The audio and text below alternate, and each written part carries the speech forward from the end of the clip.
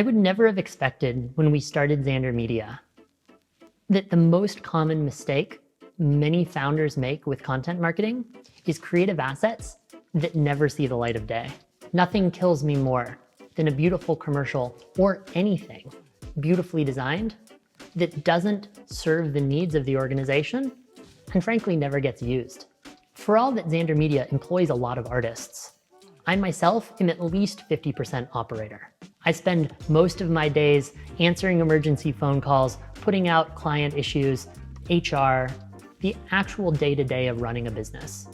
I care a lot about what things look like, but in my business life, I am not interested in creative assets that don't serve the function they're designed to for the business. To make any creative asset, you ask someone to get started thinking about how this is going to be used. They probably hire a team necessary to make a commercial, and everyone's so caught up in the creative of it, and you're so busy operating, that nobody is thinking through, is this video going to live on YouTube or Vimeo? Who's responsible for thinking through all of the different versions of the logo and making sure it's updated according to your protocols across each platform? This is the conundrum of the artist and the operator. A quick aside for a brief video tip. There are 3 things that matter most for video. What is your title? What is your thumbnail cover art? And how do the first few seconds of your video make people feel? But anyway, let's look at this problem of content that doesn't get used. If your goal is to define the underlying strategy of your organization, I personally have a very simple tactic to better understand your story. In an era where we are all so sensitive to ulterior motives, to the used car salesman approach on the internet, authenticity is key. An organization that is true to itself and communicates itself clearly to the people who want to hear wins. So my takeaway is, what is your authentic voice? What does your organization stand for and not care about? And how do you align your story and creative assets to serve that goal? But how do we do that?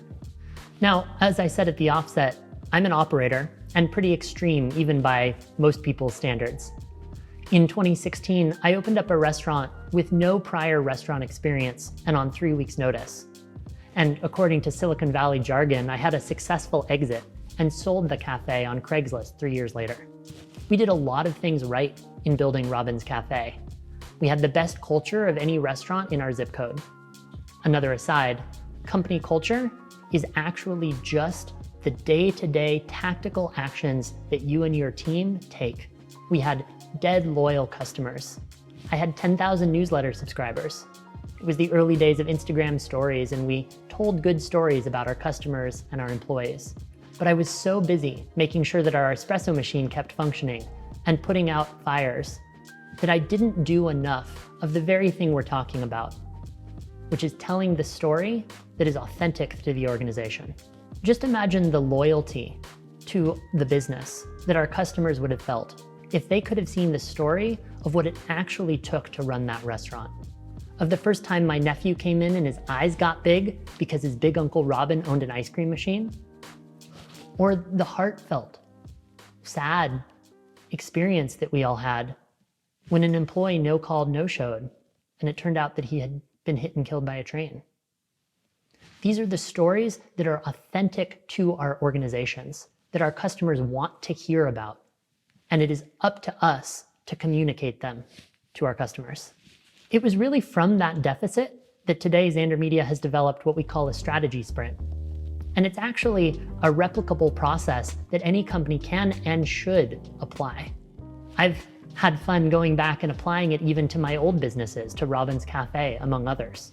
If I were to describe Robin's Cafe in 3 words, it would be community, food, and casual. We had a great culture, but it wasn't stiff and formal. We had prices that were commensurate with the neighborhood and not exorbitant. We didn't try to be a fancy restaurant. We also didn't try to be fast food. We were a casual, comfortable place that people could call a second home. And what does this mean about behavior? Again, remember that behavior is actually company culture.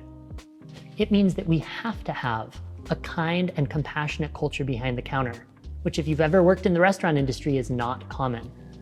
It means that, of course, our employees and me knew the names of our customers. Fortunately for me, I had lived in the neighborhood for 10 years. It means we needed to cater to all types of people, to the startups on our block, to the bowling alley across the street, to the dance studio that we called home. How does the logo and the organizing principle of Robin's Cafe translate into behavior? It's the micro moments that our employees and I embody. It's when Raul brought soup on a rainy day to the homeless encampment down the street, not on my say-so, but because he took the initiative. It was generating the kind of loyalty and the kind of collaboration with our neighborhood that actually results in long-term business. The tactics for recognizing your organizing principle are distressingly simple. You have to talk to people. Sit down and talk to at least 10 stakeholders about your organization. Talk to your customers and clients. Talk to your employees. Talk to frenemies. Talk to people who know you and know your ecosystem and ask them for feedback.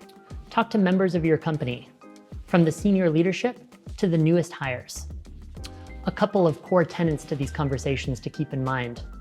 Set them up so that they're completely in confidence, so that people are free to share confidentially what they actually think about you and your organization. Show up with compassionate curiosity. Emphasize prior to and during the conversation that the only reason you're sitting down is so that you and your company can improve. A useful tip when conducting interviews: the people that you're afraid to talk to are absolutely the ones to talk to, and fear is a useful guide. So what is your organizing principle? How do you find it? After you've conducted 10 or even more interviews, then you can start distilling that into a narrative. You take that information. I find it very, very helpful to write it out and present that to your core leadership. Who are the deciders within your company who need that information? Sit down with them for a few hours or ideally 2 days. You can have an outside witness, you can have a facilitator, or you can do it internally. But if your core leadership sits down with this information and takes a good hard look at what do we do well and what are our weaknesses, given what this company wants to become, where are we? So that we can start strategically looking at those next steps. You might even include a couple of folks who are not on the core leadership team, members of your ecosystem, board members, strategic advisors, people who will have a slightly different perspective on your company and what it represents. Think about the hard stuff. How big is your company? How big do you want it to become? What is the path from here to there? What, in each of your opinions, is the most important core offering of the business? And simultaneously, what are things that you're doing that actually don't matter? What are causes that you don't need to have a stand on? Finally, you can begin planning your media. For you, your media should stem from who you are authentically and who you're trying to serve, what you stand for and what you do not. Thank you very much.